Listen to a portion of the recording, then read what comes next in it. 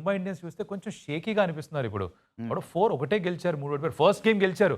ఆ 13 years gap తర్వాత వరుసగా మ్యాచ్‌లో ఓడిపోతున్నారు. Now what's going wrong there? I think something sort of trouble చూసుకుంటే మాత్రం వాళ్ళు స్పిన్నర్స్ని రైట్గా పిక్ చేస్తారు. I think Mayank Markande he's been very expensive. ఆడిన గేమ్స్లో కూడా అంత ఇంపాక్ట్ చేయలేకపోయాడు. Santner probably they expected him to do ఇంకా బెటర్. నార్మల్లీ చూస్తే మాత్రం ఈస్ డన్ డీసెంట్ ఇనఫ్. మొదటి ఓవర్ ఎక్స్పెన్సివ్ ఇచ్చిన తర్వాత he pulled it back. But అది కాకుండా ది ఎక్స్పెక్టెడ్ సమ్వన్ మంచి క్వాలిటీ స్పిన్నర్ ఉంటే డిఫరెన్స్ క్రియేట్ అవుతుంది.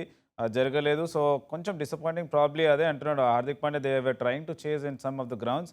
అది వర్క్ అవ్వలేదు. They can bat first as well అని తనే మాటలు చెప్పడం. సో హోప్ఫుల్లీ ఆ చేంజెస్ అనేది చేసుకుంటారు.